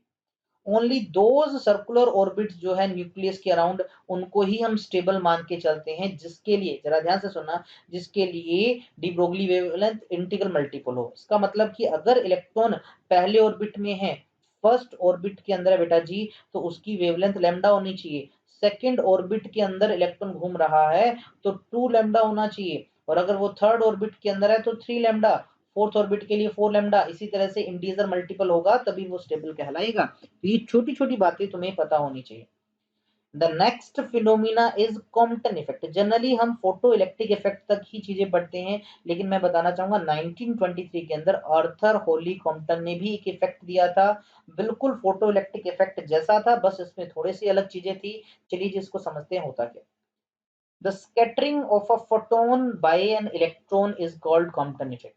क्या है, एक इलेक्ट्रॉन कहीं पर रखा हुआ था और हमने उस पे एक फोटोन को गिराया। ठीक है, फोटोन किसी का भी हो सकता है बेटा जी, फोटोन नाम आ गया, इसका मतलब ये कोई एक इलेक्ट्रोमैग्नेटिक वेव है, वो एक्सरे हो सकती है, गामा रे कोई भी हो सकती है। तो जैसे ही हमने एक फोटोन को इलेक्ट्रॉन पे गिराया तो इलेक्ट्रॉन उसके साथ कोलिजन करता है। कोलिजन करता है तो ये जो इलेक्ट्रॉन है वो खुद अलग डायरेक्शन में चला जाता है और फोटोन को है दोबारा से निकाल देता है, वो अलग डायरेक्शन में चला जाता है। इसी इफेक्ट को कॉम्पटन इफेक्ट कहा जाता है। और कॉम्पटन इफेक्ट हमेशा फोटोन के मोमेंटम को शो करने के लिए किया जाता है, यानी इससे मोमेंटम बताया जाता है फोटोन का। ठीक है ना, क्योंकि इलेक्ट्रॉन से वो टकराया है। जरा सोचो, फोटोन इलेक्ट्रॉन से टकराया, इलेक्ट्रॉन भी मूव कर गया किसी अलग डायरेक्शन में और फोटोन भी चला गया। इलेक्ट्रॉन ने उस सॉरी फोटोन ने उस इलेक्ट्रॉन को चला दिया, तो ये शो करता है भैया जी वो जो फोटोन था वो कुछ मोमेंटम लेके आ रहा था। तो ये कॉम्पटन इफेक्ट है, बहुत इंपॉर्टेंट चीज है। इसके बारे में दो चार चीजें और भी सुन लो कि होती क्या है इसके अंदर। तो क्या बातें हैं कॉम्पटन इफेक्ट की जो आपको अच्छे से पता होनी चाहिए। तो फर्स्ट ऑफ ऑल, एनर्जी और मोमेंटम इसमें भी कंजर्व रहता है। जरा ध्यान से सुनना, आने वाला फोटोन और इलेक्ट्रॉन दोनों की कंबाइंड एनर्जी जितनी पहले थी उतनी बाद में रहती है। स्कैटर्ड फोटोन मतलब टकराने के बाद वाला जो फोटोन है विल हैव लेस एनर्जी, उसकी एनर्जी या तो कम हो जाएगी, किससे, इंसिडेंट फोटोन से। सर कम होगी एनर्जी, अभी अभी तो आपने बोला कंजर्वेशन होगी। अरे अगर फोटोन की एनर्जी कम हो रही है तो बदले में इलेक्ट्रॉन की बढ़ जाएगी, लेकिन ओवरऑल दोनों की कांस्टेंट ही रहेगी, ये बात है यहाँ पर। ठीक है ना, तो इंसिडेंट करने वाली फोटोन की एनर्जी अगर कम हो रही है तो बेटा जी वेवलेंथ यानी बढ़ रही है, मतलब वेवलेंथ उसकी चेंज हो रही है। Energy lost by photon is taken by electron as kinetic energy. देखो वो बात लिख दी कि फोटोन जो गिरा था, जितनी एनर्जी फोटोन बेचारे की कम हुई उतनी उस इलेक्ट्रॉन की बढ़ जाएगी, वो गेन कर लेगा। The change in wavelength due to Compton effect is known as Compton shift. अब देखो कॉम्पटन इफेक्ट में हुआ क्या, एक इलेक्ट्रॉन पे जब हमने एक फोटोन को गिराया तो फोटोन की वेवलेंथ चेंज हुई, इंक्रीज हुई, तो इस चेंज को ही हम कॉम्पटन शिफ्ट के नाम से जानते हैं। तो बस इतनी ही बातें तुम्हें इसके बारे में पता होनी चाहिए। सो नेक्स्ट पॉइंट हमारा हमारा जो नेक्स्ट डिवाइस है बेटा जी वो है फोटो इलेक्ट्रिक सेल। देखिए फोटो इलेक्ट्रिक इफेक्ट तो हमने पढ़ लिया कि मेटल सरफेस पे लाइट गिराओ तो उसमें से इलेक्ट्रॉन निकलते हैं। अरे इस जुगाड़ का क्या फायदा पढ़ के, अगर हम इस फिनोमिना का यूज करें, किस फिनोमिना को, फोटो इलेक्ट्रिक इफेक्ट फिनोमिना का यूज करें और उसकी हेल्प से किसी तरह से इलेक्ट्रिक एनर्जी बना लें। अब हमें पता है लाइट के गिरने से इलेक्ट्रॉन निकलते हैं और इलेक्ट्रॉन निकल के मूव करेंगे और उन मोशन वाले इलेक्ट्रॉन से एनर्जी बना लें, और एनर्जी बनते ही हमें क्या चाहिए, इलेक्ट्रिक एनर्जी बन गई। बस इसी इसी चीज को हम यूज करते हैं फोटो इलेक्ट्रिक सेल में। तो बेटा जी एक ऐसा डिवाइस है जो फोटो इलेक्ट्रिक इफेक्ट फिनोमिना पे बेस्ड है, जिसमें हम लाइट एनर्जी को डायरेक्टली इलेक्ट्रिक एनर्जी में बदल देते हैं। अब अगर आप डायग्राम में देख पा रहे हो तो यहाँ पर एक प्लेट देख पा रहे हो तुम, एमिटर दिखा गया है, तो इसके ऊपर जब लाइट को इंसिडेंट करते हैं तो ये एमिट करता है इलेक्ट्रॉन्स को, वो सामने एक और प्लेट के पास जाते हैं, एक रोड के पास जाते हैं, ग्रिड बोल सकते हो, जिसको कलेक्टर कहा जाता है, ये इलेक्ट्रॉन को कलेक्ट करता है। तो इस तरह से इनके मोशन से करंट बन जाता है, करंट बन जाता है, तो यही तो चाहिए था। तो बेटा जी ये ओवरऑल सा फोटो इलेक्ट्रिक सेल के अंदर होता है। अब ये भी हालांकि कई तरह के होते हैं, photo emissive cell, photo voltaic cell, photo conductive cell, अलग अलग तरह के होते हैं, लेकिन उनको भी डिस्कस कर लेंगे थोड़ा थोड़ा। लेकिन उससे पहले आपको पता आना चाहिए जो फोटो इलेक्ट्रिक सेल है ये इस्तेमाल कहाँ होते हैं, हमें क्या जरूरत पड़ गई लाइट से इस तरह से करंट बनाने के लिए। तो इसके ढेर सारे यूजेस हैं। सबसे पहले यूजेस की बात करें तो इन रिप्रोडक्शन, रिप्रोडक्शन का मतलब बेटा जी दोबारा बनाना, साउंड को सिनेमाज के अंदर, टेलीविजन के अंदर या फोटो टेलीग्राफी के अंदर जो पुराने कैसेट्स होते हैं, रिकॉर्ड्स होते हैं, उन्हीं से दोबारा नया साउंड बनाया जाता है, यानी उन्हीं को रिप्रोड्यूस किया जाता है, तो वहां पर फोटो इलेक्ट्रिक सेल्स का यूज कर लिया जाता है। In measuring the temperature of celestial bodies, देखो कोई चीज, जैसे मैं सन की बात करूं, तो सन हमसे बहुत दूर है, तो हम उसका टेम्परेचर कैसे मेजर करें? तो सन से तो हमारे पास सिर्फ लाइट आ सकती है, और उस लाइट को हम इलेक्ट्रिक करंट में बदल सकते हैं। अगर लाइट ज्यादा आएगी तो ज्यादा करंट बनेगा, अगर लाइट कम आएगी तो कम करंट बनेगा। तो इस तरह से हम आइडिया लगा सकते हैं सामने वाले कैलिशियल ऑब्जेक्ट के टेम्परेचर को। ठीक है जी। हम इस तरह से दो अलग अलग चीजों की लाइट को भी कंपेयर कर सकते हैं, ल्यूमिनस इंटेंसिटी को कैलकुलेट कर सकते हैं। To control temperature in furnace and chemical process, देखो बहुत सारी इंडस्ट्रीज के अंदर की टेम्परेचर होता है, देखो रिएक्शंस वगैरह चल रही होती हैं, किसी कंटेनर में कोई एक फिक्स टेम्परेचर होता है, और कई बार आपने देखा होगा भट्टी वगैरह के अंदर टेम्परेचर एकदम से बढ़ने लग गया, और वो डेंजरस हो सकता है यार उस इंडस्ट्री के लिए, तो वहां पर ऑटोमेटिक सायरन बजने लग जाता है। तो उन सेंसर्स के अंदर फोटो इलेक्ट्रिक सेल्स ही होते हैं, क्योंकि टेम्परेचर जब बढ़ेगा तो ऑटोमेटिक रेडिएशन बढ़ती जाएंगी, रेडिएशन बढ़ेगी तो फोटो इलेक्ट्रिक सेल ज्यादा करंट बनाएगा, और उसके अंदर हमने एक सेंसर वगैरह लगा रखे कि पर्टिकुलर अमाउंट से ज्यादा करंट होते ही सेंसर है वो आवाज बनाना स्टार्ट कर दे और हमें पता लग जाए। ऑटोमेटिक डोर्स के अंदर भी ये सिस्टम लगा होता है, सेंसर्स लगे होते हैं, सेंसर में बेटा जी फोटो इलेक्ट्रिक सेल ही होता है। अब कुछ ऐसे समझे, मान लीजिए बेटा जी ये गेट है, यहाँ पर गेट पे यहाँ पर एक सेंसर लगा रखा है, एक यहाँ पर लाइट को एमिट करने वाला। अब मान लीजिए सामने कोई एक आदमी आता है, तो आपको पता है ये जो लाइट है उस जो एमिटर है उससे निकलेगी, उस आदमी से टकरा के वापस आएगी। अगर वो टकरा के वापस आ रही है उस फोटो इलेक्ट्रिक सेल में, इस सेंसर के अंदर, सेंसर बोल दो तुम इसको, अगर वापस आ रही है तो यानी सामने कोई आदमी है, तो ऑटोमेटिक ये गेट खोल देते हैं, और अगर वापस नहीं आ रही तो मतलब कोई सामने नहीं है, वो गेट को बंद ही रखते हैं। तो इस तरह से सेंसर्स में इसका यूज किया जा सकता है। फोटो इलेक्ट्रिक काउंटर्स, मतलब कहीं जगह काउंटिंग डिवाइसेस के अंदर इसका यूज किया जाता है। आपने देखा होगा नोट गिनने वाली मशीन बड़ी जल्दी काउंट कर देती है, तो वहां पर भी सेंसर लगे होते हैं। ऑटोमेटिक स्विचेस स्ट्रीट लाइट्स के अंदर, जैसे ही रोशनी आए, सुबह हो जाए, वो स्ट्रीट की लाइटें बंद हो जाए, शाम होते ही स्ट्रीट लाइट दोबारा से ऑन हो जाए, तो वहां पर उन सब जगह फोटो इलेक्ट्रिक सेल्स का यूज किया जाता है। फोटो इलेक्ट्रिक सोर्टर्स होते हैं चीजों को सेपरेट करने वाले, वहां पर भी इसका यूज किया जा सकता है। स्पेस में इसका यूज किया जाता है, electric energy, sunlight, space travel के दौरान आपने देखा होगा बड़ी बड़ी फोटोग्राफिक प्लेट्स लगी होती है, सोलर प्लेट्स, है ना, तो वो भी इसी फिनोमिना पे तो बेस्ड होते हैं। तो इस तरह से इसके बहुत सारे यूजेस हैं, कोई एक नहीं। तो अगर आप देख पा रहे हो ये तीन आपको दिख रहे होंगे, फोटो एमिसिव सेल कुछ ऐसा होता है, फोटो कंडक्टिव सेल कुछ ऐसा होता है, फोटो वोल्टिक सेल कुछ ऐसा होता है। हमें इनके डीप में नहीं जाना, ये तीन टाइप होते हैं फोटो इलेक्ट्रिक सेल्स के। एंड नाउ मोस्ट इंपॉर्टेंट, क्योंकि इससे बहुत बार क्वेश्चन आता है, मैं तुम्हें बता दूं, एक्सरेज के टॉपिक से क्वेश्चन आता है। देखो एक्सरेज का दूसरा जो नाम है वो रोंगटन रेज भी होती है। ठीक है, रोंगटन रेज भी बोला जाता है। 1895 में डब्ल्यू रोंगटन ने इसको डिस्कवर किया था। तो एक्सरेज एक्चुअल में बनती कब है, सबसे मेन बात ये आपको पता होना चाहिए। देखो x-rays are produced when high energetic electron, देखो सबसे पहले कि इसमें हाई एनर्जेटिक इलेक्ट्रॉन्स की रिक्वायरमेंट है, यानी आपको बोलो तो कैथोड रेज चाहिए इसके लिए। जब वो इंटरेक्ट करते हैं मैटर के साथ, किसी प्लेट पे गिरे, किसी मेटल पे गिरे, किसी मेटल के सरफेस पे, किसी बेटा जी मेटल के सरफेस पे तुम हाईली एनर्जेटिक इलेक्ट्रॉन को गिरा दोगे, तो वहां से बेटा जी एक्सरेज निकल जाती हैं। आप समझ सकते हो ये क्या है, production of x-ray is the reverse phenomena of photoelectric effect. Photoelectric effect में क्या था, आप लाइट को गिराते थे, इलेक्ट्रॉन निकालते थे, और इसमें क्या हो रहा है, इलेक्ट्रॉन को गिरा रहे हो, लाइट निकाल रहे हो, बिल्कुल उसका रिवर्स ही तो हुआ। इसको डिस्कवर किया था, मैंने अभी बता दिया 1895 के अंदर विलियम रॉन्गटन ने, डे रॉन्गटन ने। अच्छा इसका नाम एक्सरे ही क्यों रखा, क्योंकि उस टाइम पता नहीं था ये कौन सी रेज है, और आपको पता होगा मैथमेटिक्स में अननोन चीज को एक्स से ही लेट करते हो, इसलिए इसका नाम एक्स रेज रख दिया, और बाद में इसको इसी नाम से ही जाना जाने लगा। अब एक्सरे से बहुत बार क्वेश्चन आता है, तो मैं तुम्हें बताना चाहूंगा, जैसे देखिए डायग्राम में यहाँ पर बेटा जी एक मेटल का प्लेट है, हैवी मेटल का कोई प्लेट है, ये टारगेट है, और हम क्या करते हैं उसके ऊपर एनर्जेटिक इलेक्ट्रॉन की बीम गिराएंगे। देखो यहाँ पर इलेक्ट्रॉन की बीम गिराएंगे तभी तो ये एक्सरेज बन के बाहर निकलेंगे इससे। अब ये जो इलेक्ट्रॉन को निकालने वाला जो ये फिलामेंट है, तो इसको हमने पोटेंशियल अप्लाई कर रखे। देखो इस प्लेट, देखो जो एमिट कर रहा है फिलामेंट, उसको हम अगर एक प्लेट मान ली, तो दूसरी प्लेट हमारी जहां से इलेक्ट्रॉन निकल रहे हैं, तो उसके बीच में हमने एक पोटेंशियल अप्लाई कर रखा है। यहाँ पर ध्यान देने वाली बात है कि एक्सरेज जो बाहर निकल रही है, ध्यान से सुनना, जो एक्सरेज एमिट हो रही हैं उसकी इंटेंसिटी को कैसे कम या ज्यादा किया जाता है, एक तो बार क्वेश्चन आया हुआ है इस पे, तो सुन लीजिए। मोर इंटेंसिटी मोर एक्सरे फोटोन, अगर इंटेंसिटी ऑफ एक्सरे ज्यादा है, इसका मतलब क्या है कि एक्सरे के फोटोन वो ज्यादा आ रहे हैं, इसका मतलब उतने ज्यादा इलेक्ट्रॉन फिलामेंट निकाल रहे हैं। अब देखो, अगर इलेक्ट्रॉन फिलामेंट ज़्यादा निकालेगा, तभी तो उस मेटल से ज़्यादा एक्स-रेज़ बाहर निकलेंगी। ज़्यादा एक्स-रे बाहर निकलेंगी तो लाइट की इंटेंसिटी यानी एक्स-रे की इंटेंसिटी जो ज़्यादा होगी।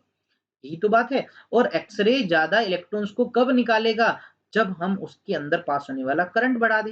यानी ओवरऑल तुमसे कहा जाए, इंटेंसिटी ऑफ एक्स-रे जो है वो डायरेक्टली प्रोपोर्शनल होती है फिलामेंट करंट के, कि इस फिलामेंट जिसमें से इलेक्ट्रॉन निकल रहे हैं, इसका जितना ज़्यादा करंट तुम बढ़ाओगे, उतने ज़्यादा ये इलेक्ट्रॉन निकालेगा, उतने ज़्यादा मेटल से एक्स-रेज़ बाहर निकलेंगी, एक्स-रे की उतनी ज़्यादा इंटेंसिटी होगी। बहुत इंपॉर्टेंट बात है बेटा जी, इसको स्टार लगा के लिख रहा हूँ। वीडियो अच्छी लगे तो यार लाइक कर देना, आपके लिए लगातार वीडियोस आती रहेंगी वन बाय वन। जैसे अभी आज हमने इस तरह से एक्स-रेज़ के कंप्लीट कांसेप्ट को पढ़ना है, और कल की वीडियो में हम पढ़ेंगे इलेक्ट्रोमैग्नेटिक वेव्स का कांसेप्ट। एक सिंगल वीडियोस के अंदर इलेक्ट्रोमैग्नेटिक वेव की सारी प्रॉपर्टीज, सारे के सारे यूजेस सिंगल वीडियो में कर लेंगे, और कल की वीडियो से भी श्योर क्वेश्चन आएगा और आज वाली वीडियो से भी श्योर क्वेश्चन आएगा। ठीक है? तो अगला पॉइंट है बेटा जी, quality of penetration power of X rays. अब देखो, एक्स-रेज़ हैं, जब किसी मटेरियल में से पास हो सकती हैं, इस एबिलिटी को ही तो पेनिट्रेशन पावर कहा जाता है। तो ये पेनिट्रेशन पावर किस फैक्टर पे डिपेंड करती है? देखो, अगर हम क्या करें, by varying voltage between cathode and target. Cathode and target मतलब, देखो ये कैथोड है जिससे फिलामेंट से इलेक्ट्रॉन निकल रहे हैं, और टारगेट मतलब ये मेटल का पीस। इन दोनों के बीच का ये जो पोटेंशियल है ना, आप देख पा रहे हो, तो इस पोटेंशियल को तुम चेंज करके पेनिट्रेशन पावर को चेंज कर सकते हो। कैसे? फॉर लार्ज पोटेंशियल डिफरेंस, अगर आप तुम पोटेंशियल डिफरेंस को लार्ज करते हो, यहाँ का वोल्टेज बढ़ा देते हो, तो energy of bombarding electron will be large. तो ये जो इलेक्ट्रॉन यहाँ से निकल रहे हैं, ये देखो ज्यादा इलेक्ट्रॉन तो नहीं निकलेंगे, उतने ही निकलेंगे, लेकिन ज्यादा एनर्जी लेके निकलेंगे।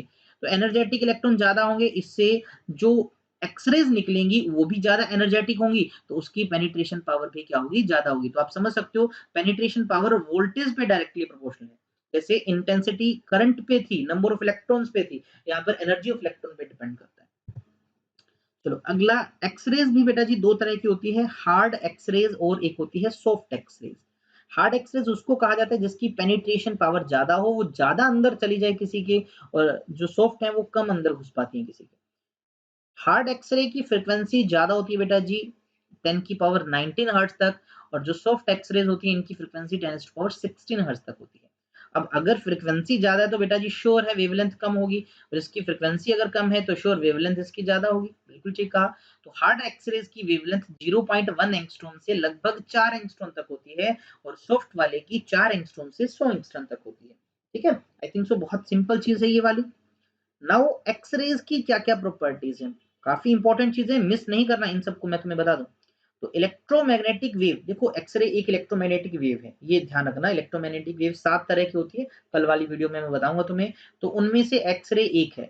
तो इस एक्स-रे की रेंज 0.1 से लेके 100 एंगस्ट्रॉम तक हो सकती है, क्योंकि 0.1 एंगस्ट्रॉम से 4 एंगस्ट्रॉम तक तो आपको पता है हार्ड वाली है, फिर 4 एंगस्ट्रॉम से लेके 100 वाली जो है वो सॉफ्ट, आपको पता होगा, अभी भी मैंने बताया।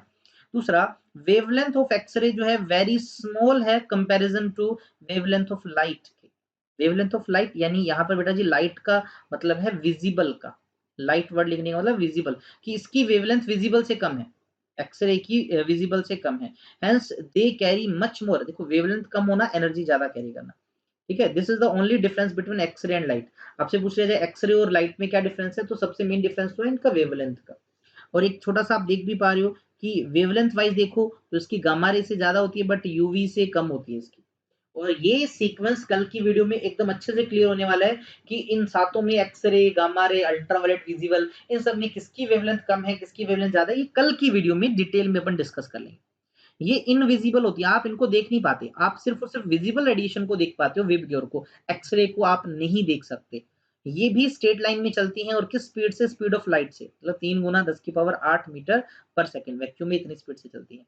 अब ये भी ईएम वेव है, तो न्यूट्रल तो होंगी ही होंगी, तो इनको भी मैग्नेटिक फील्ड और इलेक्ट्रिक फील्ड डिफ्लेक्ट नहीं कर सकता। इसका यूज़ किया जाता है क्रिस्टल स्ट्रक्चर्स को, केमिस्ट्री में बहुत यूज़ है, क्रिस्टल्स के स्ट्रक्चर को स्टडी करने में। अच्छा, ये गैसेस को आयनाइज़ कर सकती है। किसी चैम्बर में गैस भरी हुई है, और उस चैम्बर में से अगर आप एक एक्स-रे को पास करवा दो, तो वो एक्स-रे बीच वाली गैस को आयनाइज़ कर सकती है। एक्स-रेज़ है वो पास नहीं हो सकती हेवी मेटल से और बोन से, खासकर हमारी हड्डियों से पास नहीं हो सकती। इसलिए हमारी बोन्स की एक शैडो बना देती है। इसलिए आपको शायद पता होगा, एक्स-रे मशीन्स के अंदर हम एक्स-रे करवाते हैं फ्रैक्चर बोन्स वगैरह का, इसी कांसेप्ट का यूज़ होता है। ये फोटोग्राफिक प्लेट्स को अफेक्ट करती हैं, यानी किसी फोटोग्राफिक प्लेट पे अगर एक्स-रे गिरती है तो उसका कलर वगैरह चेंज कर सकती है। लॉन्ग एक्सपोज़र मतलब अगर आप लंबे समय तक एक्स-रेज़ के कॉन्टैक्ट में हो, आपके बॉडी पे, आपके किसी पार्ट पे एक्स-रे लंबे टाइम तक डालते हैं, तो वो आपके लिए इंजूरियस हो सकता है ह्यूमन बॉडी के लिए। इसलिए डॉक्टर भी बोलते हैं कि ज़्यादा बार-बार एक्स-रे नहीं करवाना चाहिए। Lead is the best observer of x-rays. देखो लेड एक ऐसा मेटल है, वो एक्स-रेज़ को बहुत ज़्यादा एब्ज़ॉर्ब कर सकता है। X-rays photography human body parts को देखने के लिए यूज़ की जाती है। तुम्हें पता है यार, उँगली टूट गई, हाथ का हड्डी टूट गया, पैर का हड्डी टूट गया, हमने कोई चीज़ अंदर निगल ली, उन सब का पता लगाना है तो एक्स-रे फोटोग्राफी यूज़ की जाती है। दे प्रोड्यूस फोटोइलेक्ट्रिक इफेक्ट, बिल्कुल जी, किसी सरफेस पे, मेटल के सरफेस पे गिरेंगी तो इलेक्ट्रॉन निकाल सकती हैं। कॉम्पटन इफेक्ट भी शो करती हैं, किसी इलेक्ट्रॉन से एक्स-रे गिरेगी तो जो फोटोन है उसकी वेवलेंथ बढ़ जाएगी, एनर्जी कम हो जाएगी। X-rays are not emitted by hydrogen atom, hydrogen atom नहीं कर सकता। देखो क्यों? क्योंकि एक्स-रेज़ जनरली तभी एमिट होती है जब जो इलेक्ट्रॉन है वो इनर इनर ऑर्बिट में से इलेक्ट्रॉन को चेंज करवाता है, तभी एक्स-रेज़ निकलती है, और हाइड्रोजन का तो एक ही ऑर्बिट होता है।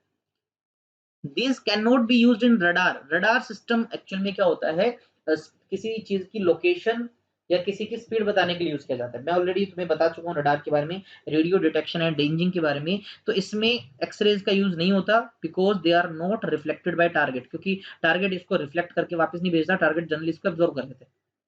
दे show all the important properties of light rays, like ये रिफ्लेक्शन भी करती है, मतलब किसी सरफेस से टकरा के चली जाती है, मिरर जैसे कुछ पर्टिकुलर सरफेस, सारे के सारे नहीं। ये रिफ्लेक्शन भी होता है, एक मीडियम से दूसरे में जाते टाइम बेंड हो जाती है, लाइट रेज आपस में मिलकर इनकी जो एनर्जी रिडिस्ट्रीब्यूट भी हो जाती है, जिसको इंटरफेरेंस कहा जाता है, डाइफ्रैक्शन, मुड़ना, जैसे ये भी एक प्रॉपर्टी शो करती है, पोलराइजेशन वाली प्रॉपर्टी, ये सारी की सारी प्रॉपर्टीज जो एक इलेक्ट्रोमैग्नेटिक वेव या एक लाइट जो शो करती थी, जो हमने ऑप्टिक्स में पढ़ा, एक्स रेज भी शो करती है।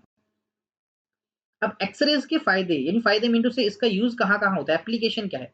It is used extensively to detect diseases inside the body, body के अंदर कोई डिसीज़ वगैरह है उसको पता लगाना है, बिल्कुल आप सबको पता है। इसका यूज़ किया जाता है डिटेक्ट करने के लिए, कोई डिटेक्ट करने के लिए या स्टडी करने के लिए कि उसको बोन फ्रैक्चर, बोन फ्रैक्चर आपके एक्सीडेंट में, मतलब किसी को चोट लगी हो या हमारी चेस्ट को भी देखना हो, तो आपने ये बड़ा कॉमन सी चीज़ देखी होगी आज के टाइम पे यार, कोरोना के टाइम पे क्या हो रहा है कि कोरोना सबसे ज़्यादा हमारे चेस्ट पे, हमारे लंग्स पे इंफेक्शन दे रहा है, तो आपको कहा जाता है कि एक्स-रे करवा के आप लंग्स की कंडीशन को देख पाते हो, है ना? तो इस तरह से इसका यूज़ किया जाता है। बहुत सारी डिज़ीज़ लंग्स से रिलेटेड हो सकती है। डेंटिस्ट भी दाँतों का भी आपने देखा होगा एक्स-रे करते हैं बहुत बार, देखने के लिए दाँतों के अंदर कोई डिकी तो नहीं है, कहीं टूट तो नहीं गए दाँत, या अंदर से कोई खाली तो नहीं है। इवन कैंसर की थेरेपी में भी कभी-कभी एक्स-रेज़ का यूज़ होता है। एक्स-रे का यूज़ किया जाता है इंडस्ट्री के अंदर भी, मटेरियल साइंस रिसर्च के अंदर भी। अब इंडस्ट्रीज़ में बहुत सारी जगह पर कुछ चीज़ें बनाती हैं, उनमें कोई क्रैक्स, फ्लॉज़ तो नहीं है, अंदर से वो खोखला तो नहीं है, ऐसी चीज़ों को देखने के लिए, इंटरनल चीज़ों को देखने के लिए, मटेरियल साइंस रिसर्च मतलब मेटल्स के स्ट्रक्चर को समझने के लिए भी इसका यूज़ किया जाता है। It can detect structural defects, अभी भी मैंने बताया जॉइंट्स वेल्डिंग के प्रॉपर है या नहीं है, इंडस्ट्रीज़ में उसको चेक करना है तो इसका यूज़ किया जाता है। अच्छा, मैं तुम्हें बताना चाहूँगा, ये सेम काम करवाने के लिए अल्ट्रासाउंड्स का भी यूज़ किया जाता है। अल्ट्रासाउंड वो वेवलेंथ वाले वेव्स हैं जिनकी वो मैकेनिकल वेव होती है हालाँकि। तो अल्ट्रासाउंड जो होती हैं वो 20,000 हर्ट्ज़ से ज़्यादा फ्रीक्वेंसी वाली मैकेनिकल वेव है, उनका भी यूज़ इसी तरह से किया जा सकता है। ये जो 4th यूज़ है उसके जैसा बिल्कुल। एक्स-रे मशीन आप सबने देखा होगा, सूटकेस वगैरह देखने के लिए वुडन बॉक्स को बगैर खोले हुए, और एयरपोर्ट से जाते हैं तो उसको एक-एक खोल के थोड़ी रखा जाता है, जिससे एक रैक पे रख देते हैं, उसके अंदर से पास होता रहता है, वो कंप्यूटर स्क्रीन पे देखता रहता है उसके अंदर कोई चीज़ है या नहीं है। एयरपोर्ट्स पे जनरली चेकिंग में देखा होगा, तो वहाँ पर भी इसका यूज़ किया जाता है। तो that is all about photoelectric effect, x-ray, उसके uses, cathode ray, anode ray and बहुत सारी डिस्कवरीज़। तो आज की वीडियो में इतना ही करेंगे। कल की वीडियो भी रहने वाली है बहुत शानदार, क्योंकि इलेक्ट्रोमैग्नेटिक वेव्स को वन शॉट खत्म कर देंगे, एंड परसों वाली वीडियो में पूरे के पूरे एटम को, कांसेप्ट को भी वन शॉट कर देंगे। वीडियो अगर अच्छी लगे तो लाइक करना मत भूलना, चैनल को सब्सक्राइब कर दो, और अपने दोस्तों को भी इस वीडियो को शेयर करने के लिए कहें, अपने दोस्तों को भी भेजें। और जो चैनल पे नया है तो यार चैनल को सब्सक्राइब कर दो, और आईपी की सीरीज में कंप्लीट आपको मैं फिजिक्स पढ़ाऊंगा, चिंता ना करें। हो सकता है 1-2 दिन बीच में मैं मिस हो गया, लेकिन स्पीड स्लो है, लेकिन कंप्लीट करके ही रहेंगे, आपका पूरा आखिर तक साथ देंगे। साथ-साथ आपके जो एमसीक्यू क्वेश्चंस है वो भी चलते रहेंगे, साथ-साथ मैं उनकी वीडियोस भी अलग से अपलोड करता रहूँगा।